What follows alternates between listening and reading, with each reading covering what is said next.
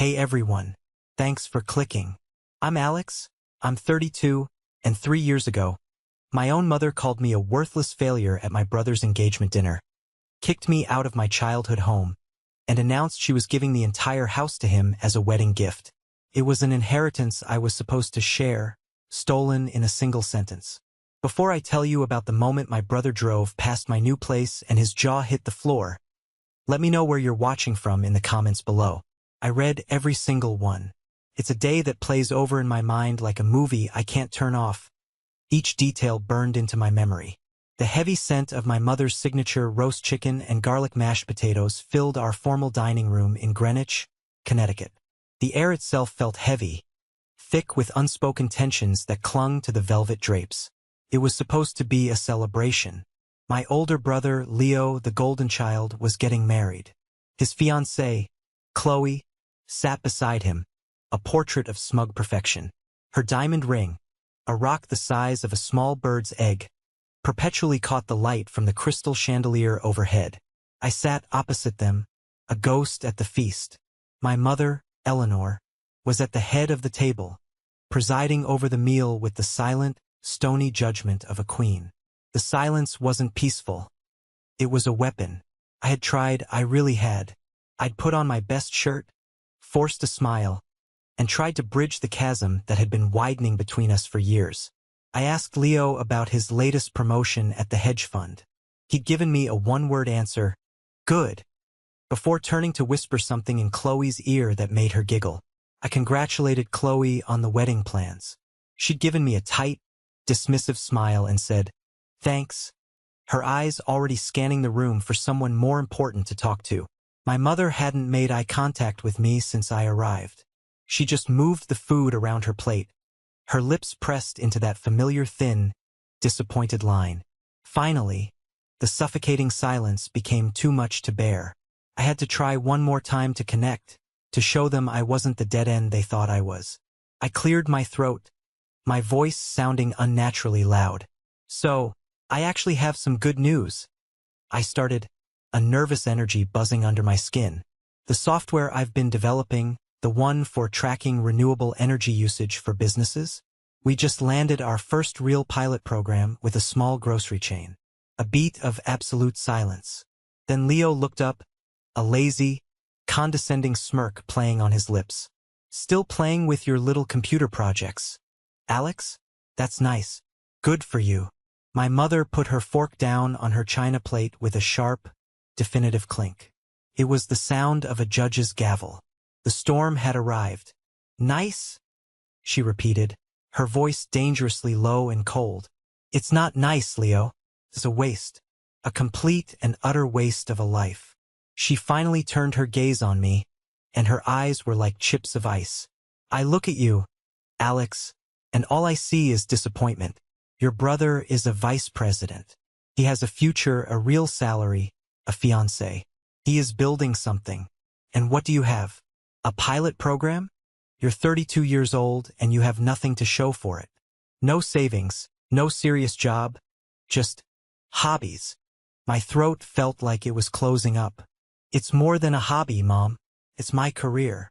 "A career?" She let out a short, bitter laugh that cut me to the bone. "Don't be ridiculous. You are a failure. And I will not have a failure living under my roof and tarnishing this family's name any longer." She rose from her chair, her napkin falling to the floor like a surrendered flag. "Leo and Qley are getting married. They need a proper home to start their lives, a home that reflects their status. So, I'm giving them this house, as an early wedding present, an inheritance for the son who actually made me proud." The words hung in the air, sucking all the oxygen out of the room. I stared at Leo, searching his face for any sign of shock or protest. There was none, only a flicker of pure, unadulterated triumph. He knew. This had been planned. I was being ambushed. "Mom, you can't be serious," I whispered, the words barely audible. "I have never been more serious," she said, her voice like steel. "Pack a bag. I want you out. Tonight." And just like that, 25 years of my life in that house were erased. I stood up, my chair scraping harshly against the polished hardwood floor. I didn't shout. I didn't plead. A strange, cold calm had settled over me. I looked at each of their faces one last time, memorizing the image of their victory. Then I turned and walked out of the dining room. I went up the stairs to the room that had been my sanctuary, threw a few clothes into a duffel bag, and walked back down. As I reached the front door, the heavy oak door I'd run through 1,000 times as a kid, I paused. I could hear their voices from the dining room, the murmur of conversation already resuming as if nothing had happened. I hadn't been a person to them. I had been an inconvenience, and now I was gone. The door clicked shut behind me, the sound echoing in the cold, empty night. It was the sound of my life breaking in two. That night wasn't a sudden earthquake. It was the final, violent collapse of a structure that had been rotting from the inside for decades. The signs were always there, written in the language of birthday presents and holiday dinners, of praise and punishing silence. Growing up in Greenwich, my mother taught us that life was a competition, and perception was reality. It was about having the right address, the right car, the right kind of children. For her, Leo was the right kind of child. I was a flawed product, a source of constant, low-grade embarrassment. I remember my 16th birthday with perfect clarity. It was a quiet Tuesday night. My dad, Richard, was still alive then, a warm, grounding presence in a house that often felt cold. He slid a box across the dinner table. It was a generic brown cardboard box, a little beat up around the edges. Inside was a used laptop. It had a few scuffs on the lid, but it was a beast. A machine with a powerful processor and a high-end graphics card. "It's got more RAM than you'll know what to do with," he'd said, his eyes sparkling with a shared, secret excitement. "This will let you run the simulations for that energy tracking app you're designing. It'll take it to the next level, son." For me, it was like being handed the keys to the universe. My mother, however, had barely looked up from her salad. "Another toy," she'd sighed, the word dripping with disappointment. "Richard, you indulge his fantasies. He needs to be focused on his SAT prep, not these games." That night, my dad and I stayed up until 2 a.m. in the garage, our makeshift lab. We had a giant whiteboard on one wall, and we sketched out complex algorithms and data flow charts. He was a software engineer by heart, a man who had traded his passion for a lucrative but soul-crushing career in finance to please my mother. He saw a part of his younger self in me, the part he'd had to sacrifice. He was the only one who understood that what I was doing wasn't a game. "Don't ever let anyone tell you this is a waste of time, Alex," he told me, his hand on my shoulder, the smell of whiteboard markers sharp in the air.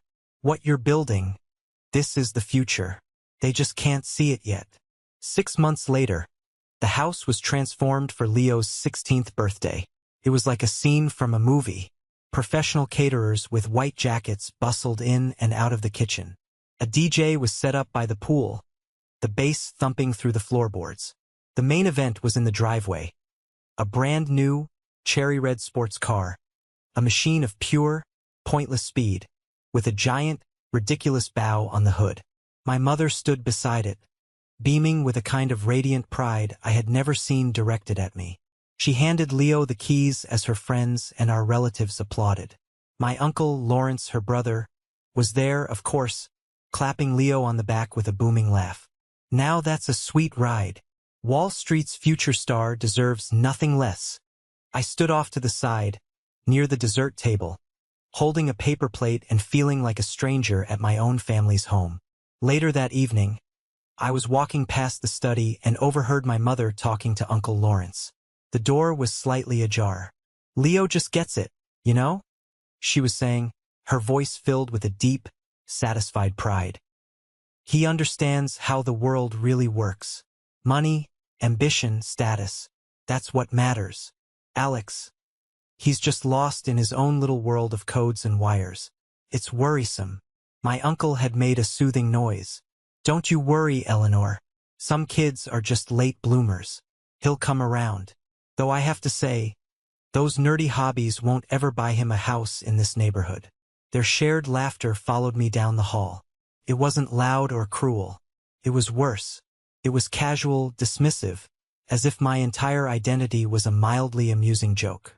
My dad was my shield, my translator, my advocate. When I won first place at the regional high school science fair for a working prototype of my home energy monitor, he was the one cheering so loudly he embarrassed me.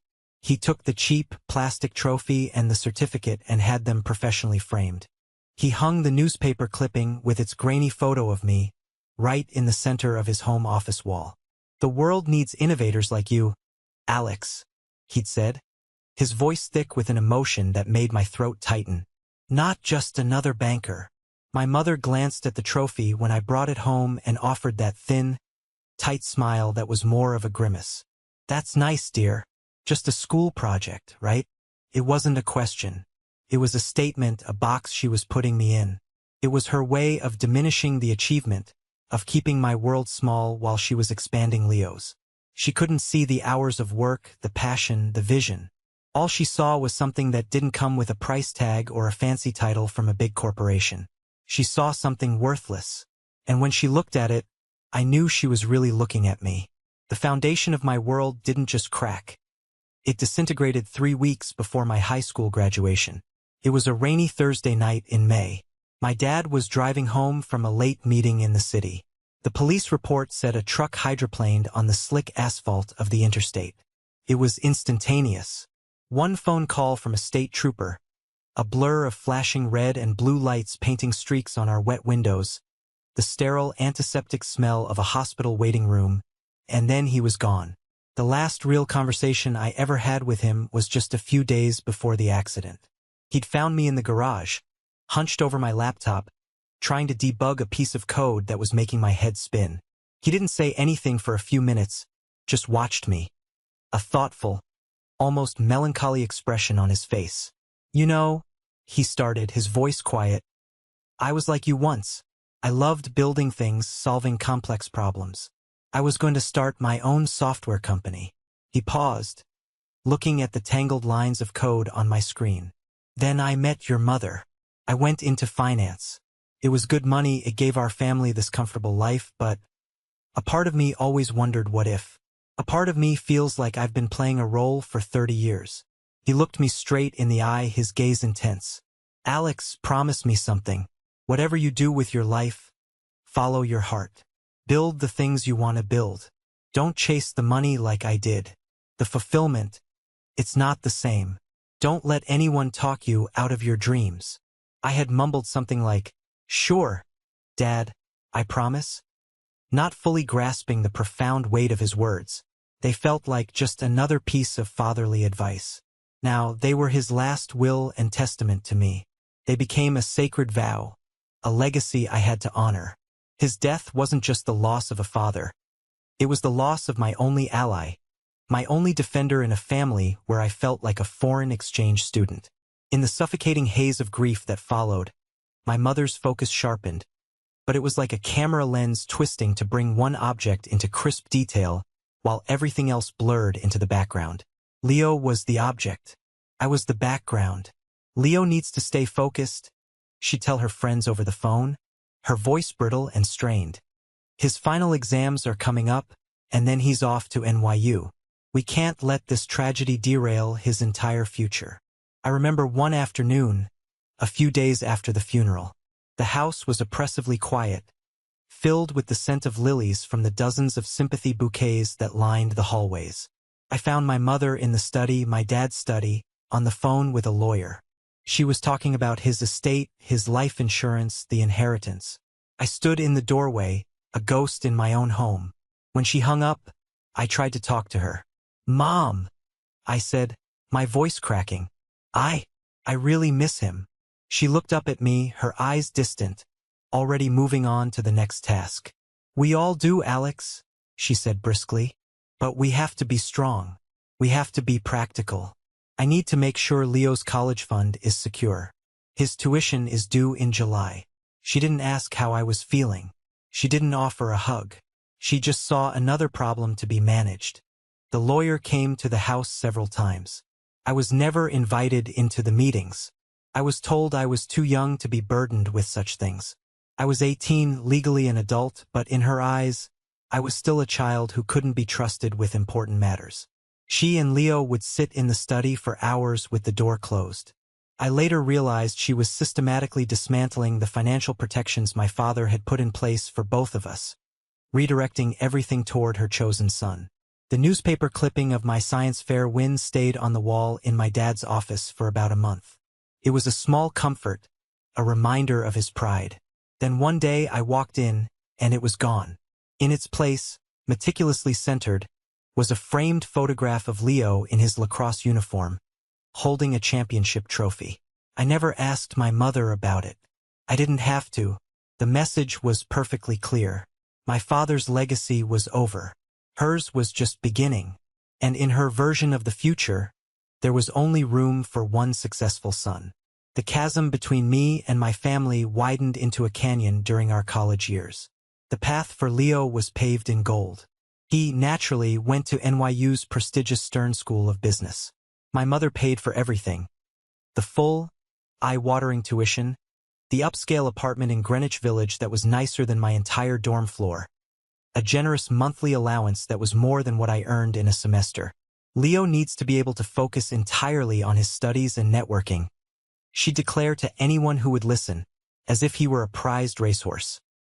He can't be distracted by trivial things like a part-time job. His college fund, which I would later learn was supposed to be our college fund, was robust, meticulously managed by my mother to ensure he wanted for nothing. I, on the other hand, scrambled. I got into the University of Connecticut for computer science, with a partial academic scholarship that I had worked my tail off in high school to earn. It was my one ticket out, covered about half the cost. For the rest, I was completely on my own. My mother made it clear that her financial resources were tied up in Leo's investment. So I worked 3 different jobs, a chaotic juggling act that left me perpetually exhausted. I coded freelance websites for small businesses late into the night, my eyes burning from staring at the screen.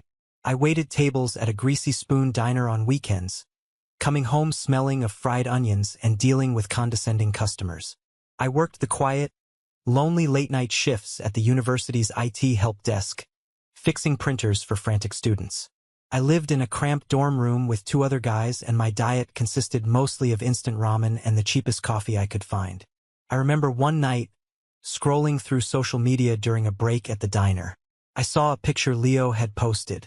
He was on a yacht in the Caribbean for spring break, tanned and smiling, a beautiful girl on his arm, a bottle of champagne in his hand. The caption read, "Working hard or hardly working?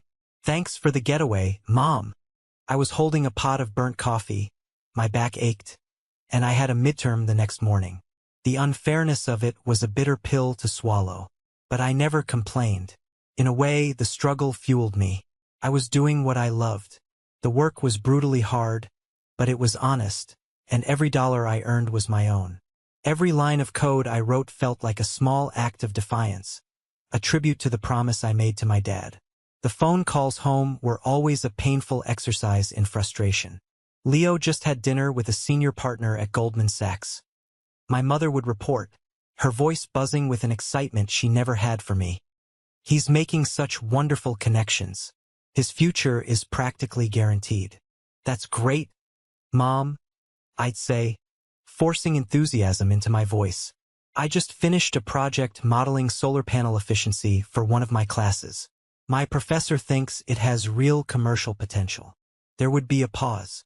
"Oh," she'd finally reply, the energy draining from her voice. "That's interesting, dear. Now, tell me, are you eating properly? You sound tired." The subject would always change, my achievements dismissed as quaint little hobbies, my struggles ignored. It was in my junior year that a light appeared in the tunnel. His name was Professor Davidson. He was a leading expert in renewable energy systems, a quiet, brilliant man who saw something in my solar panel project that my mother never could. He saw the future. He became my mentor, the first person since my dad who looked at my work and saw potential instead of foolishness. He took me under his wing, giving me access to the university's advanced labs, connecting me with his network of researchers. "Alex, this algorithm is brilliant," he told me one afternoon, peering at my laptop in his cluttered, book-filled office. You're not just tracking data, you're predicting energy needs based on weather patterns and usage habits. This could save companies millions. You're onto something big here. His belief was like water in a desert.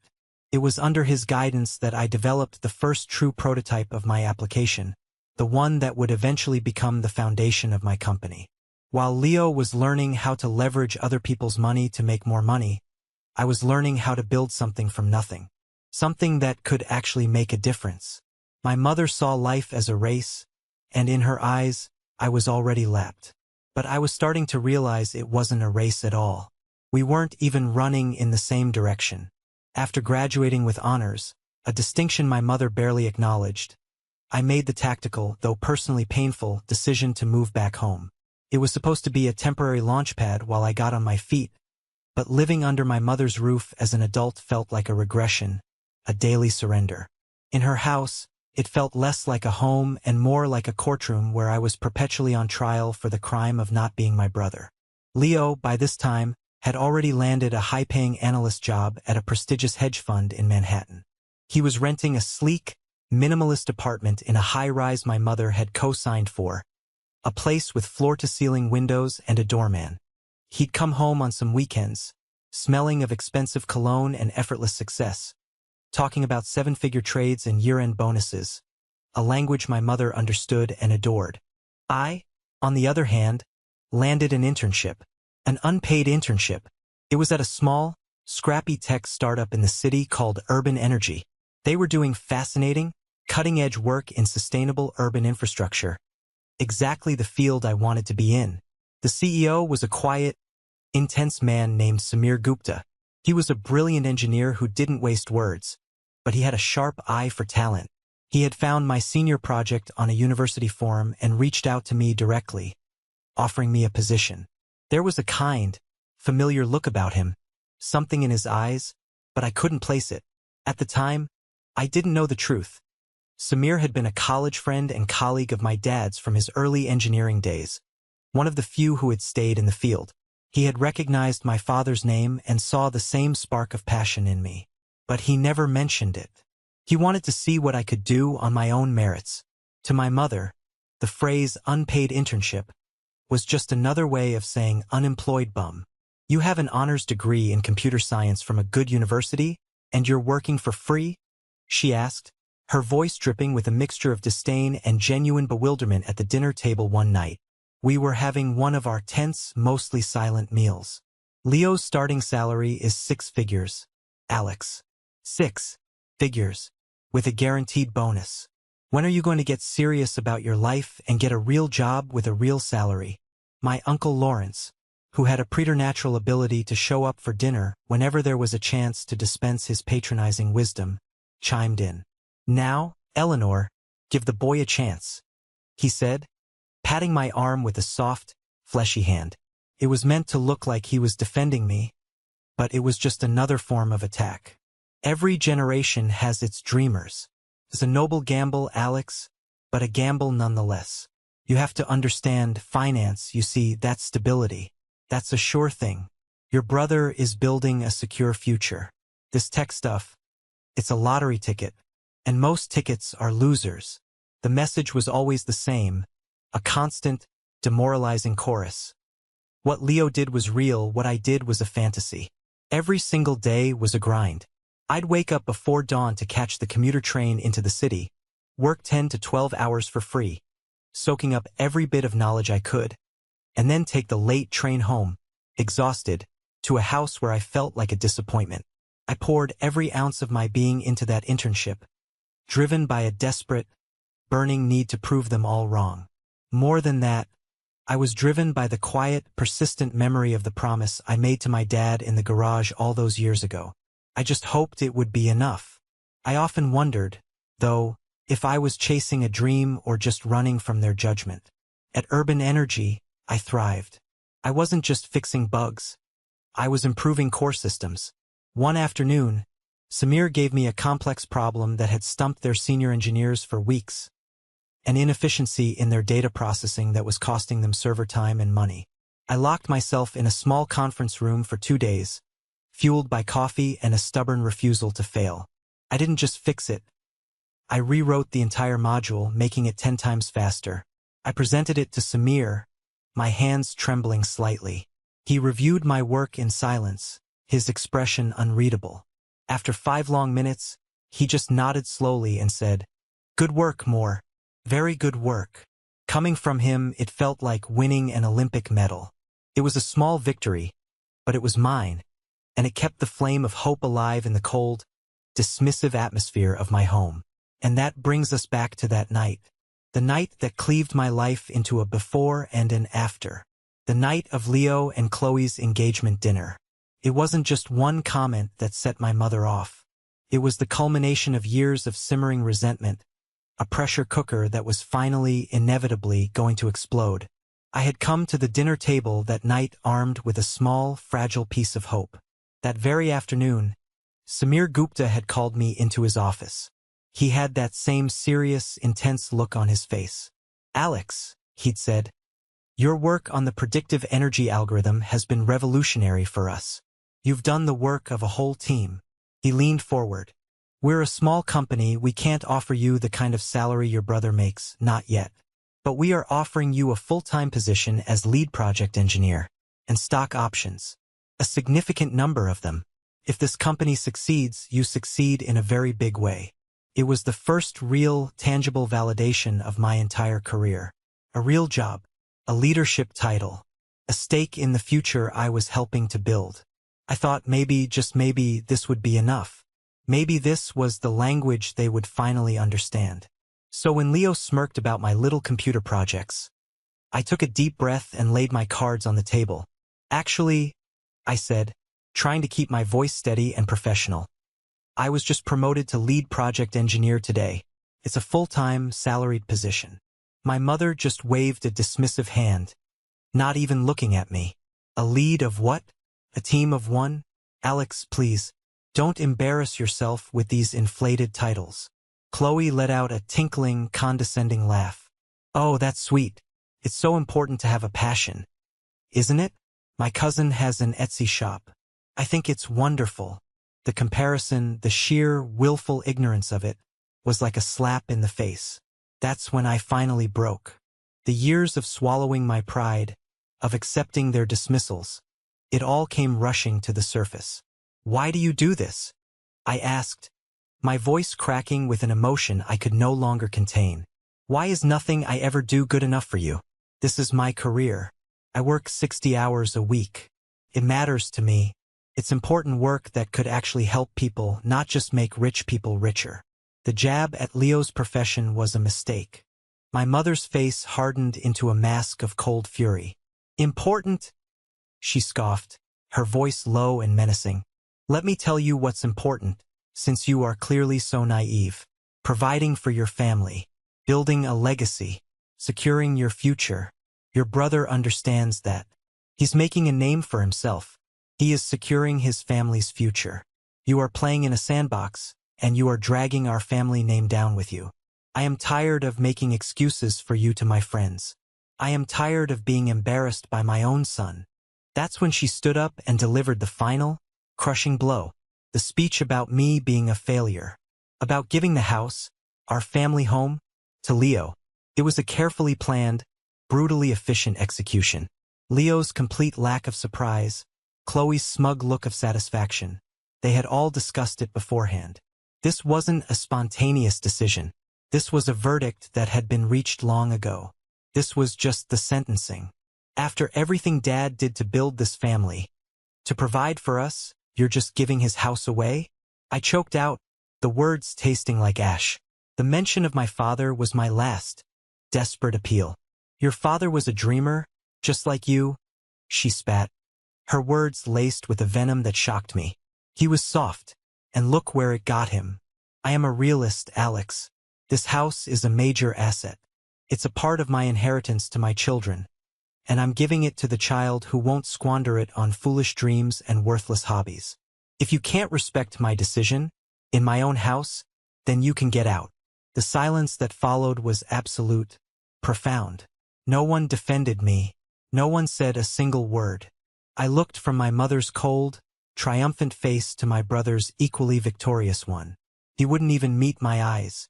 He just stared down at his plate, a small smile playing on his lips.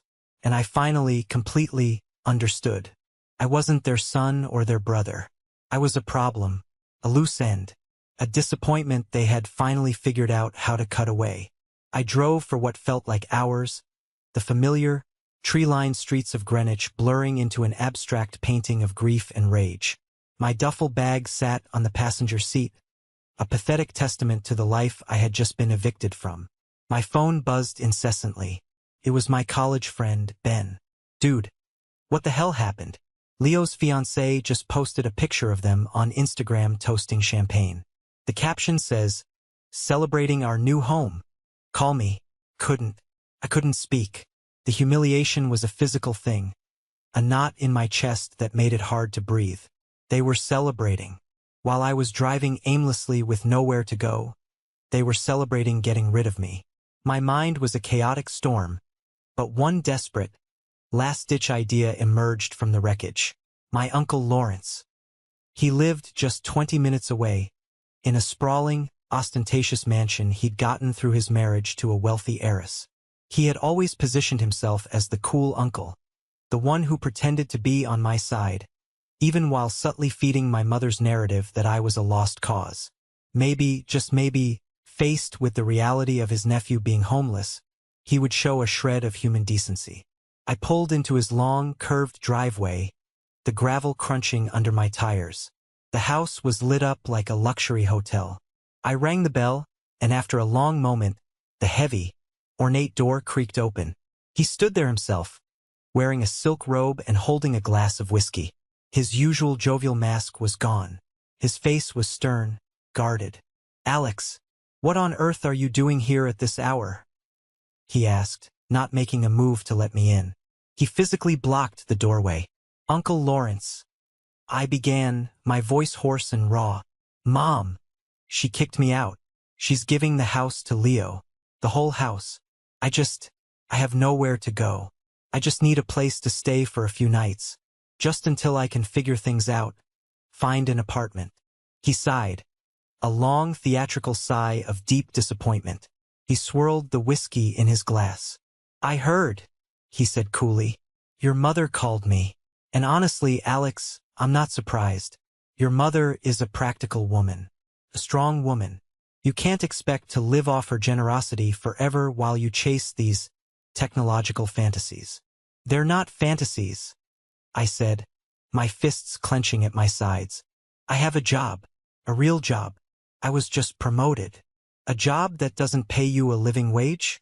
Come on, son," he said, shaking his head with a look of pity that was more insulting than anger. "Look, I can't have you here. It would be a profound disrespect to your mother's decision. Family needs to present a united front. Taking you in would undermine her authority, and frankly, it would enable your irresponsible behavior." The sheer hypocrisy of it stunned me into silence. This man, who had done nothing on his own merits, was lecturing me on responsibility. "So that's it?" I asked, my voice a low whisper. "You're just going to turn your back on me? Dad's own brother-in-law." He looked me straight in the eye, his voice devoid of any warmth, any trace of family affection. "I'm not turning my back, Alex. I'm helping your mother teach you a lesson your father was always too soft to teach you. The world is a tough, unforgiving place. It's time you grew up and faced it. Consider this a gift, the gift of rock bottom. It's a great place to build from, or so they say." He offered me a thin, final smile, and the door began to close. I saw the lock turn. That was it. That was the bottom. Every single door had been slammed and locked in my face. I stood there in his perfectly manicured driveway, under the cold, indifferent stars. The despair was a physical weight, pressing down on me. But then, something inside me shifted. The grief, the humiliation, the despair. They began to burn. The fire didn't consume me. It forged something new inside my chest. Something cold and hard and unbreakable. Determination. They thought I would sink.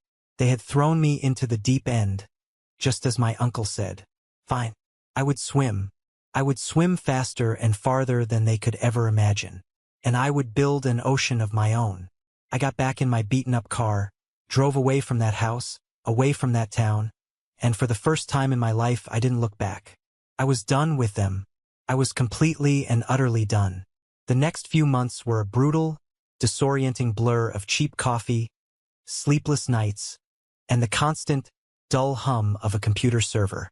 I found a tiny, run-down studio apartment in a rough part of Brooklyn.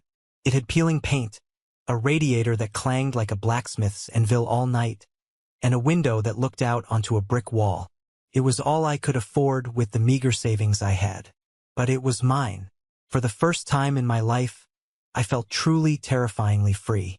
The crushing weight of my family's expectations was gone, replaced by the exhilarating, razor-sharp pressure of pure survival. I enacted a scorched earth policy. I blocked my mother's number, my brother's, my uncle's. I went dark on all social media. The only person I stayed in touch with was my friend Ben, who would check in every couple of weeks with a simple text.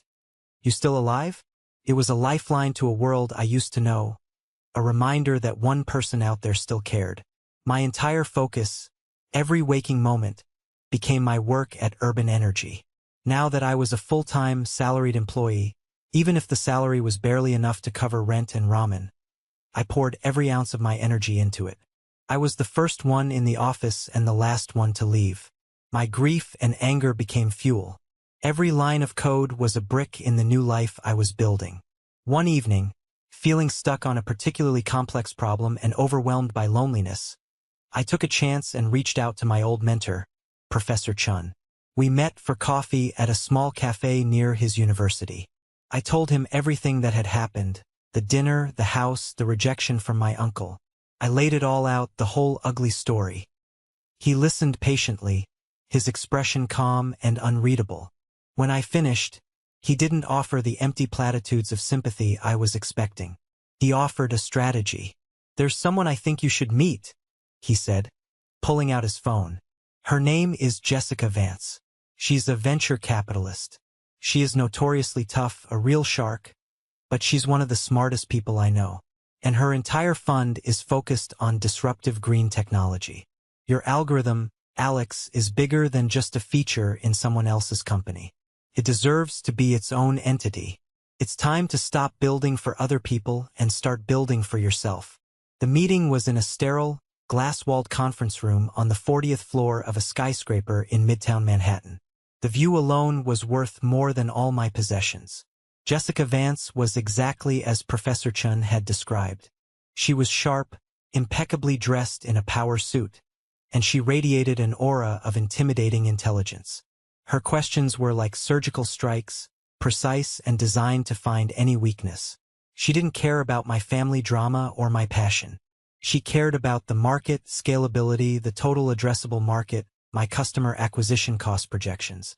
For an hour, I stood in front of a whiteboard and walked her through my application, my business plan, my 5-year vision. I laid out the future as I saw it, a future powered by smart, predictive, sustainable energy. I was terrified, my heart pounding in my chest, but my voice was steady. I knew my stuff. This was the one area of my life where I felt completely confident. I expected her to tear it apart, to find a dozen flaws I hadn't considered. Instead, when I was finished, she leaned back in her expensive leather chair and just stared at me for a long, silent moment that stretched into an eternity. "Most people who come in here are trying to build a better mousetrap," she said finally, her voice crisp and decisive. "They want to make an existing process 1% more efficient. You're not doing that, Mr. Moore. You're trying to eliminate the need for the mousetrap entirely. You're building an infrastructure." She stood up and extended a hand. "I'm in. My fund will provide $75,000 in seed money for a 20% stake in your new company." I felt the air leave my lungs in a rush. $75,000. It was more money than I had ever seen in my life. It was a chance, a real, tangible chance to build my own dream. I walked out of that building onto the bustling streets of New York, my head spinning. I looked up at the towering skyscrapers, the symbols of the world my brother belonged to, the world that had cast me out. But for the first time, I didn't feel small or insignificant. I felt like I was finally building something just as tall. I decided to name my new company Viridian Dynamics. It was the first brick in my new life, and I had laid it myself. Starting a company from scratch is like trying to build a plane while it's already falling out of the sky. The first few months of Viridian Dynamics were a chaotic testament to that truth. The company's world headquarters was my tiny Brooklyn apartment. The server, which held the entire company's intellectual property, hummed next to my bed, and my conference room was the small, wobbly table in my kitchen. But Jessica's investment wasn't just money. It was credibility. It was a stamp of approval from a world that had previously been inaccessible to me. My first hire was a brilliant young software engineer named Marco Diaz. He was fresh out of Carnegie Mellon, hungry, idealistic, and he believed in the mission. He didn't care that our office was my living room or that our coffee was instant. He saw the elegance and potential in the code. Together, we were a two-man army. We worked day and night, fueled by cheap pizza and a shared, obsessive vision. We refined the algorithm, built a user interface, and started the soul-crushing process of trying to find our first client. We faced a relentless stream of rejections. We'd pitch to potential clients, and they'd see two young guys with a laptop and a dream, and they'd politely show us the door. The seed money was draining with alarming speed. There was one particularly dark week about 3 months in. Our main server crashed in the middle of the night, wiping out 2 days of work. A potential client we had been courting for weeks sent a curt email saying they were going in a different direction. The money in the bank was dwindling. Doubt, that cold, familiar shadow, began to creep in. The voices of my mother and my uncle echoed in my ears. A foolish gamble, a lottery ticket, a waste of a life. I sat on the floor of my apartment at 3 a.m., surrounded by empty coffee cups, and I seriously considered giving up. Marco found me like that.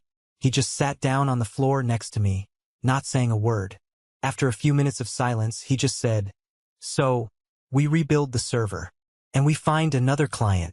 We knew this was going to be hard, Alex. If it were easy, someone else would have already done it." His simple, unwavering belief was the lifeline I needed. We got back to work. Our breakthrough came from an unexpected place. I had been targeting large, sexy tech corporations, but Marco suggested we think smaller, more practical. We found a regional chain of grocery stores, Harrison's Market, run by a third-generation owner, a no-nonsense man named Mr. Harrison.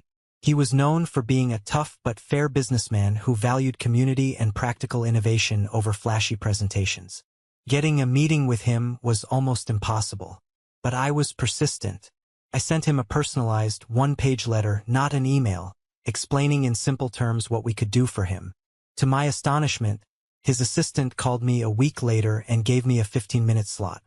Marco and I walked into his modest, wood-paneled office. I didn't talk about venture capital or stock options or disruptive paradigms. I talked about his stores. I talked about how our system could reduce his electricity bills by 30%, savings he could pass on to his customers or reinvest in his employees' healthcare.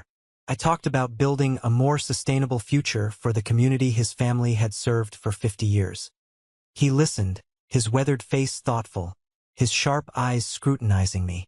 At the end of our pitch, he leaned forward, folding his hands on his desk. "I get a dozen pitches a week from slick tech kids who want to sell me something I don't need," he said, his voice a low grumble. "You're different. You're not selling software. You're selling a solution. My father always told me to invest in people who believe in what they're doing." He paused. "I'll give you a shot. We'll run a pilot program in our 3 largest stores. Don't make me regret this, son." Marco and I walked out of that meeting in a daze, not speaking until we were out on the street. Then we just looked at each other and burst out laughing. It wasn't a multi-million-dollar contract, but it was everything. It was a foothold. It was a chance to prove that our foolish dream could deliver real, tangible results. The storm wasn't over, but for the first time, I could see a break in the clouds. 3 years. That's how long it took. 3 years of relentless, obsessive, all-consuming work. The pilot program with Harrison's Market was a resounding success. We didn't just cut their energy bills by 30%. We cut them by 35%, and we identified two major sources of energy waste they hadn't even known about. Mr. Harrison was thrilled. He became our biggest advocate, our most vocal champion. He personally recommended us to other business owners in his network. And just like that, the dam broke. Word spread. That single, hard-won contract turned into a dozen, then 100. Viridian Dynamics didn't just grow. It exploded. We moved from my apartment to a small, cramped office, then to a full floor in a sleek glass and steel building in downtown Brooklyn. Our team grew from 2 to 16, then to 50 brilliant engineers, data scientists, and sales professionals. We secured a series of funding round led by a major Silicon Valley firm that made Jessica Vance's initial investment look like pocket change. My little computer project was now providing smart energy solutions for businesses across New York, New Jersey, and Connecticut, saving them millions of dollars and significantly reducing their carbon footprint. I was no longer the broke, homeless kid kicked out of his home. I was the founder and CEO of a multimillion-dollar company. But the money, as cliché as it sounds, was never the point. It was a byproduct. The point was the work. The point was proving that a vision for a better, more sustainable world wasn't a waste of time. It was the future. With my success came a level of financial freedom I had never imagined possible. I could have bought a penthouse in Manhattan with skyline views, a flashy sports car to rival the one my mother bought Leo, all the glittering symbols of success that my mother and brother valued so highly. But I wanted something different. I wanted something real. I wanted a home. Not just a house, but a home. A place that was a physical manifestation of everything I believed in. My lawyer helped me find the perfect piece of land. It was a beautiful 7-acre wooded lot back in Greenwich, not far from where I grew up. It sat on a quiet, secluded road. Felt right. Felt like closing a circle, but on my own terms. On that land, I didn't just build a house. I built a statement. I hired the best architects and engineers in the country, specialists in sustainable design.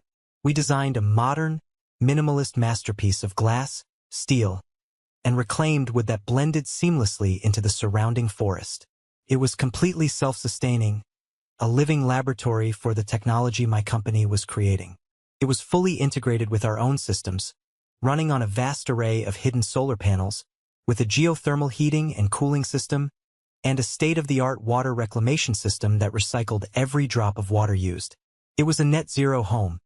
It actually produced more energy than it consumed, feeding the surplus back into the town's power grid. The construction took over a year. I was there every week, overseeing every detail. One day, while the foundation was being poured, I found an old, rusted metal box buried near a large oak tree. Inside, wrapped in oilcloth, were a set of hand-drawn blueprints. They were dated 20 years ago. They were my father's. They were his original amateur sketches for the sustainable home he had dreamed of building on this very land. Seeing his familiar handwriting, his notes in the margins, it was like a message from the past, an affirmation that I was on the right path. The finished house was my sanctuary. It was quiet, beautiful, and a testament to the power of a dream. I had built it from nothing. I didn't do it to show off or to spite my family. I did it for me. I did it for the promise I made to my dad. It was a place of peace, far removed from the noise and judgment of my past. I never thought my family would even see it. I certainly never invited them. But in a town as small and insular as Greenwich, secrets don't stay secret for long. It was a perfect, sunny Saturday afternoon in late September. I was in my home office, which was enclosed in glass and felt like being in a treehouse for adults, reviewing some quarterly reports. My phone, which was linked to the front gate security camera, buzzed. I glanced at the screen and my blood ran cold. A sleek, black Mercedes, Leo's car, had pulled up to my gate. My brother was in the driver's seat. His wife, Qley, was beside him. They just sat there for a full minute, motionless, just staring up the long driveway at the house. I could see Leo's face with perfect clarity on the high-definition camera feed. His jaw was literally hanging open. He was pointing, talking animatedly to Qley, who looked equally stunned, her hand covering her mouth. Then he fumbled for his phone. I knew exactly who he was calling.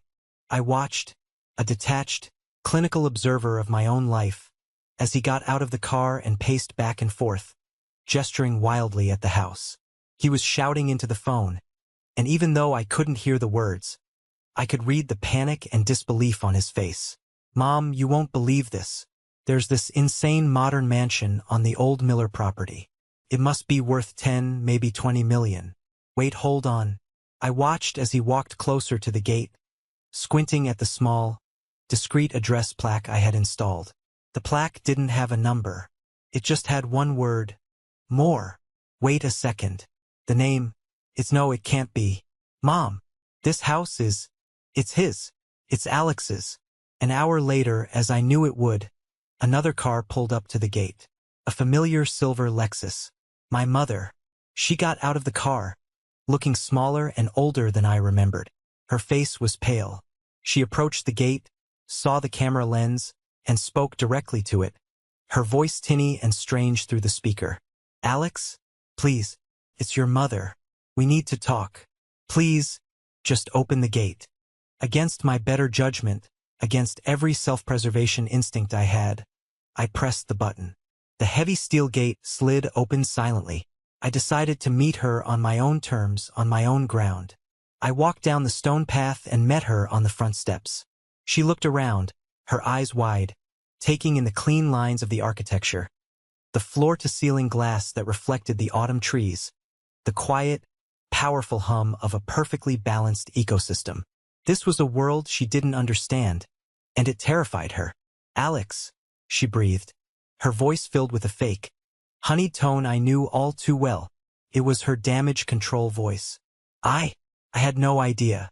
"I am so proud of you." She took a step closer, reaching for my arm. "I was wrong. I was so wrong to push you away. Can you ever forgive me?" I didn't move. I didn't let her touch me. I just stood there, my arms crossed, feeling nothing but a profound, weary emptiness. "You're not proud of me," I said, my voice flat and even. "You're impressed by this." I gestured to the house. "This is just another version of Leo's sports car to you. It's a symbol of wealth and status. It's the only language you understand." "That's not true," she insisted, her eyes welling up with tears that I knew were completely manufactured. "I made a mistake. I was scared for you. I was trying to protect you, to push you towards what I thought was success. I want you back in my life. I want my family back." That's when the years of buried anger finally rose to the surface. It wasn't hot and explosive. It was cold and sharp and precise. "My family? You declared I wasn't part of your family 3 years ago. You threw me out with nothing but a duffel bag and the clothes on my back. But look what you've built," she pleaded, her voice rising. "It all worked out for the best, didn't it? My pushing you was the motivation you needed." I laughed, a short, humorless, brutal sound. "It worked out because I left. It worked out with no help from you. In fact, it worked out in spite of you." I took a deep breath, ready to deliver the final, killing blow.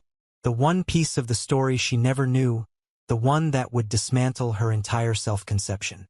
"You want to know the real reason I built this house, right here on this specific piece of land?" I asked, my voice dropping to a near whisper. "Do you have any idea who bought this property 20 years ago? Before the Millers?" She looked confused, her manipulative tears forgotten. "No, I don't remember." "Let me remind you," I said, my voice like ice. "A young software engineer bought it. He had a dream of building a self-sustaining family home, a place where technology and nature could coexist, a place to raise his 2 sons away from the poison of Wall Street. He poured all his savings into it. He even drew up the blueprints himself." I paused, letting the words sink in. But his wife thought it was a foolish, impractical dream. She mocked him for it, told him to sell it and invest in something real, something that would impress her friends. So he did. He sold the land. He gave up his dream. And he went into finance to please her.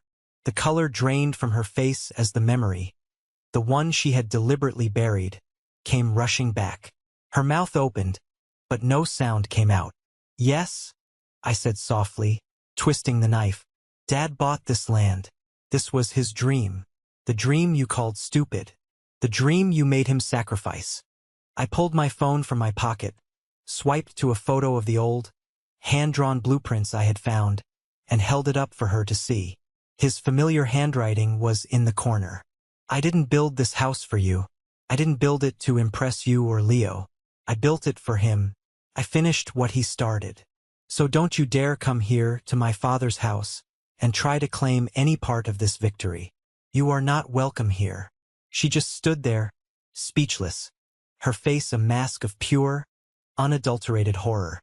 For the first time in my entire life, I had left my mother with absolutely nothing to say. This is the moment that changed everything, when I finally took back control of my own story. Thank you for staying with me to this point. You are amazing. Please help me out by liking this video and commenting the number 1 below, just so I know you made it this far with me.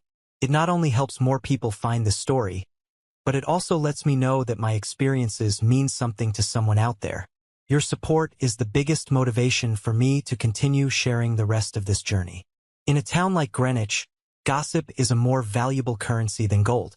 The story of what happened at my gate, of my mother's confrontation and my final revelation, spread through the manicured lawns and exclusive country clubs like a particularly virulent strain of ivy. Leo must have told someone, who told their spouse, who told their tennis partner. The narrative wasn't just the simple, satisfying tale of the failure son becoming wildly successful. It was darker, more complex. It was the story of a mother who had not only cast out her son but had also crushed her late husband's dream. A dream that son had then resurrected in the most spectacular way possible. It was the one thing my mother's carefully curated world couldn't tolerate. A stain on her public image, a story that painted her not as a strong matriarch, but as a cruel, materialistic hypocrite. Her friends, the ones she had lunch with every Tuesday, the ones she played bridge with, started to pull away. The calls stopped. The invitations to charity galas and dinner parties dried up.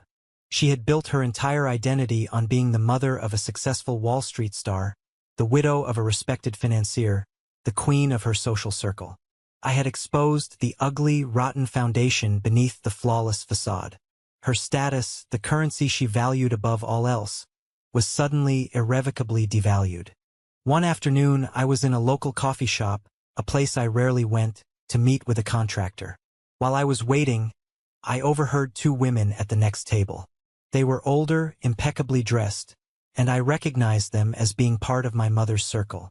They were speaking in low, conspiratorial whispers. "Can you even imagine?" one of them said.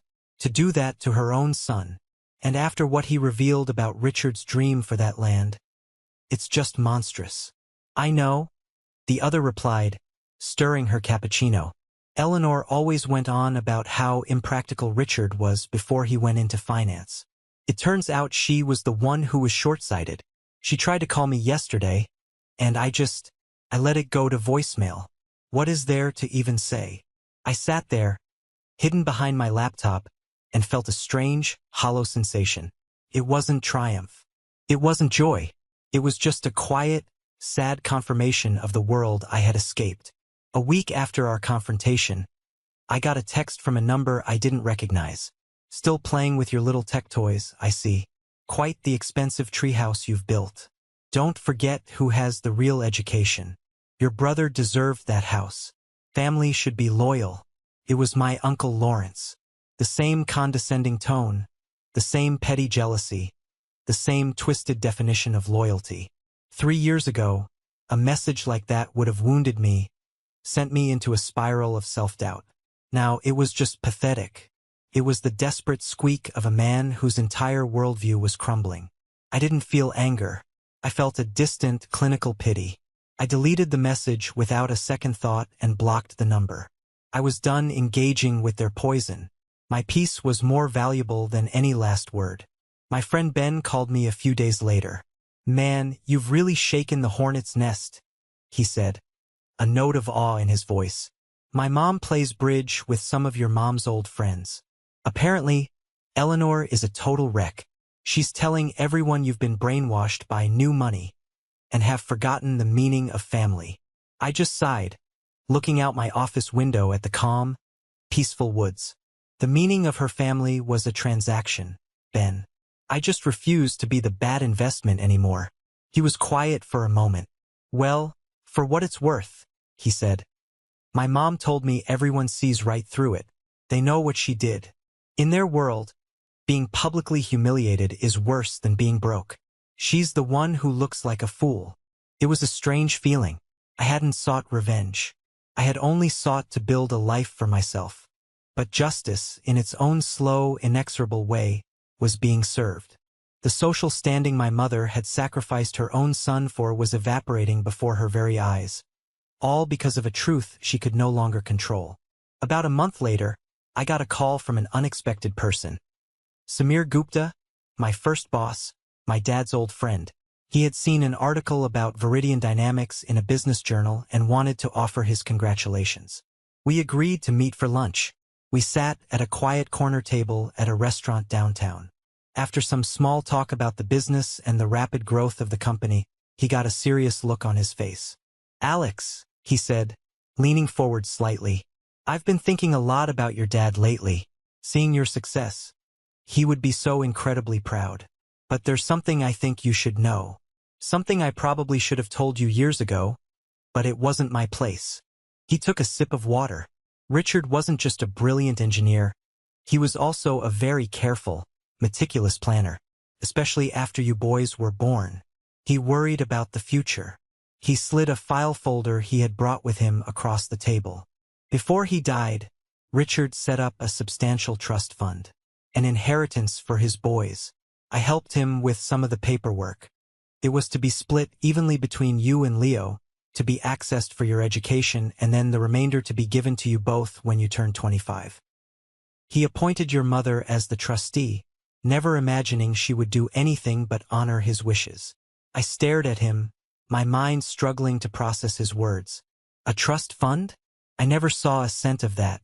My mother told me all Dad left was the house and a mountain of debt from some bad investments he made right before he passed. Samir shook his head sadly, a look of deep regret in his eyes.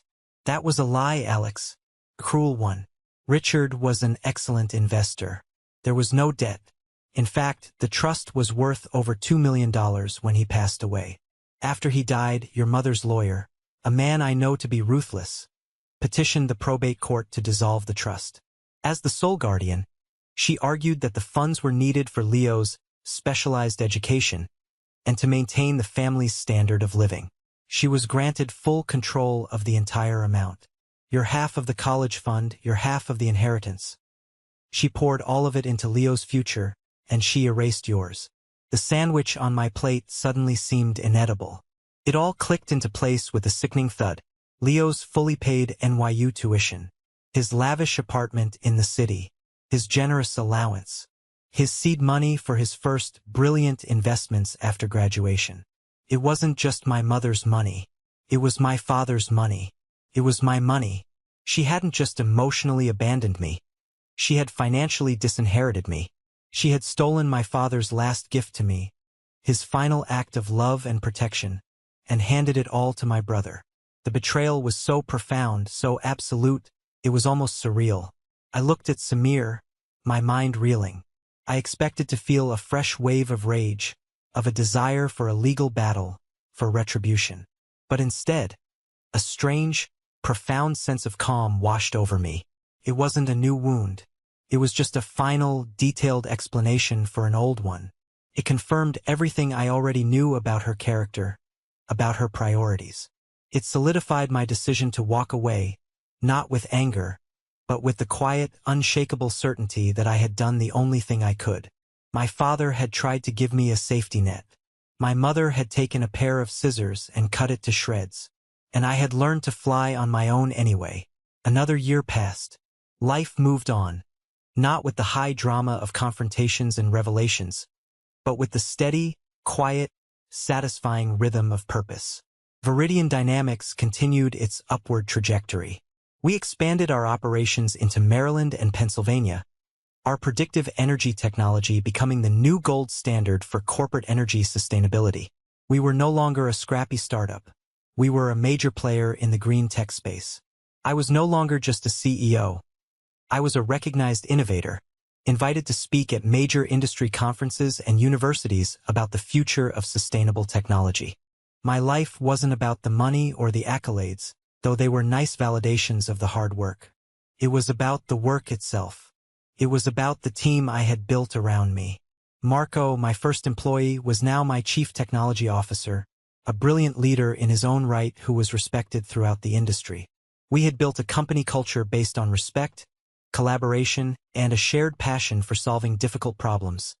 The exact opposite of the toxic, zero-sum hierarchy of my childhood family.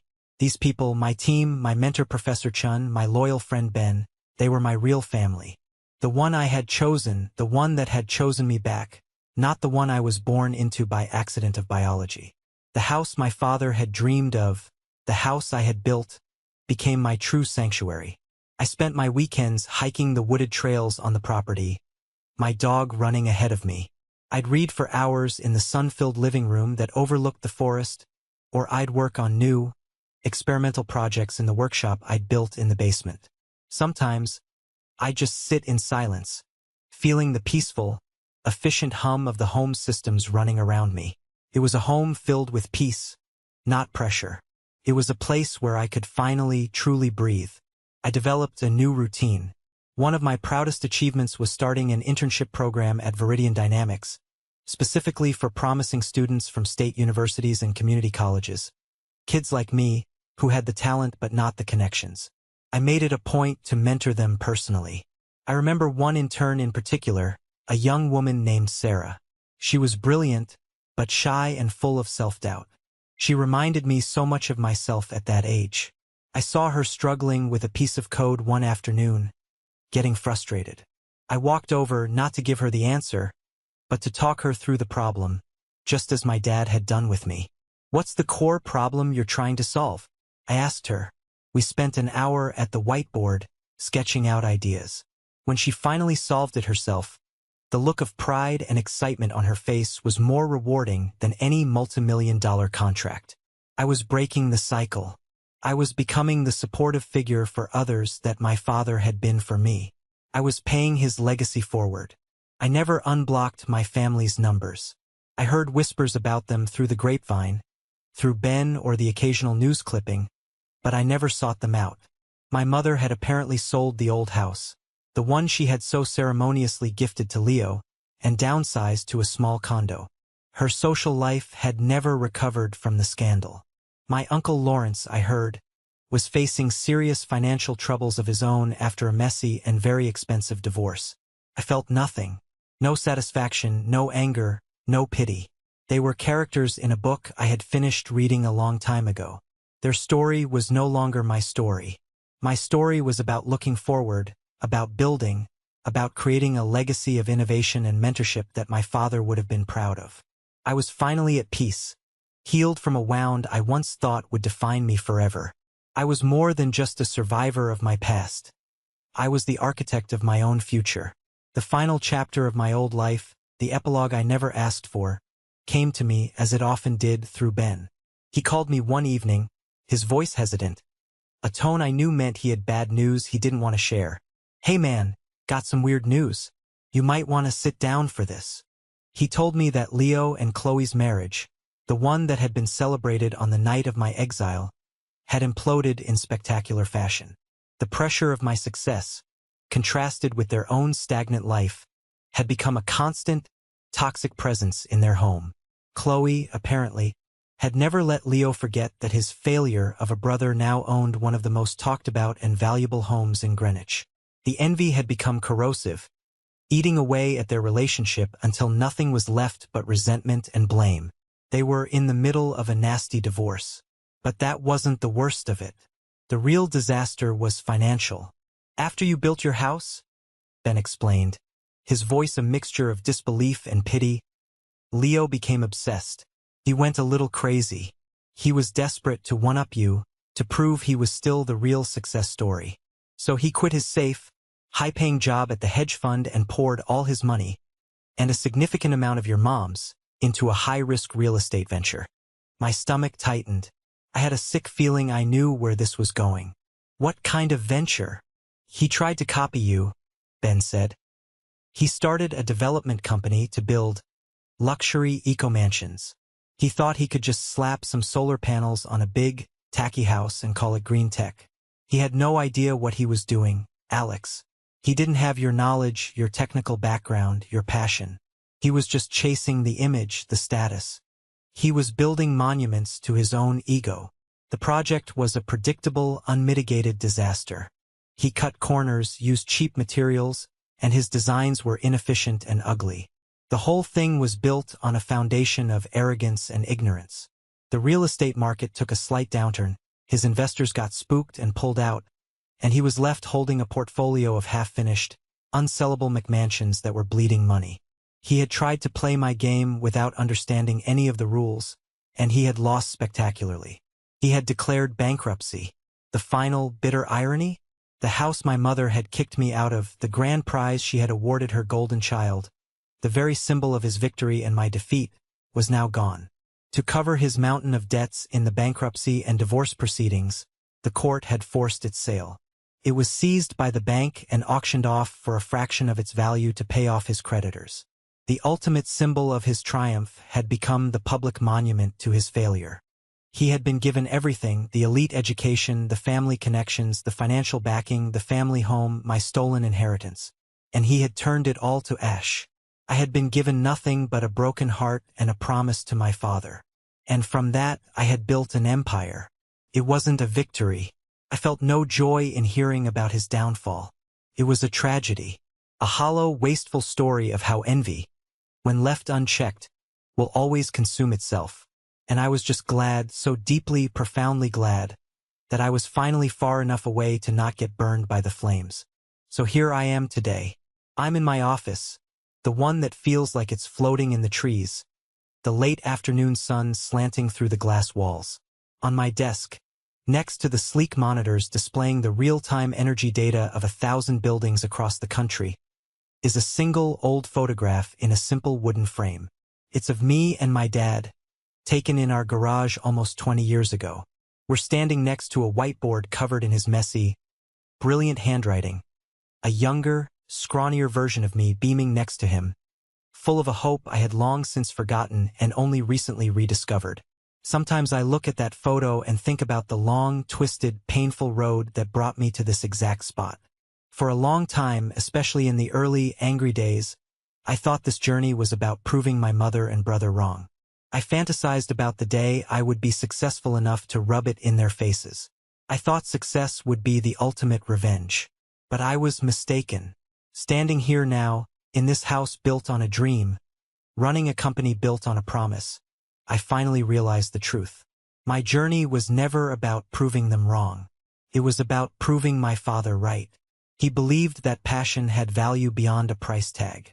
He believed that building something meaningful was more important than chasing a number on a spreadsheet. He believed that the future belonged to those who were brave enough to create it. He believed in me. My mother saw a failure, a waste of a life. But my dad saw a future. And I spent the last several years of my life simply trying to build the world he saw. I haven't spoken to my mother or my brother since that day at my gate. I don't know if I ever will. I've learned that forgiveness isn't about absolving them. It's about freeing myself from the anger. And I am free. But that freedom doesn't require a reunion. Some bridges, once burned, are never meant to be rebuilt. My real family is the team that walks into the Viridian Dynamics office every morning, ready to change the world with me. My family is my friend Ben, who never stopped checking in. My family is the memory of my father, a guiding principle that lives inside me. My story isn't about getting rich or getting even. It's about the quiet, unshakable power of staying true to yourself, even when the people who are supposed to love you the most tell you that you are worthless. It's about understanding that sometimes the greatest thing a toxic family can give you is the freedom that comes when they finally, mercifully, let you go. Thank you for listening to my story. I hope it resonated with you in some way.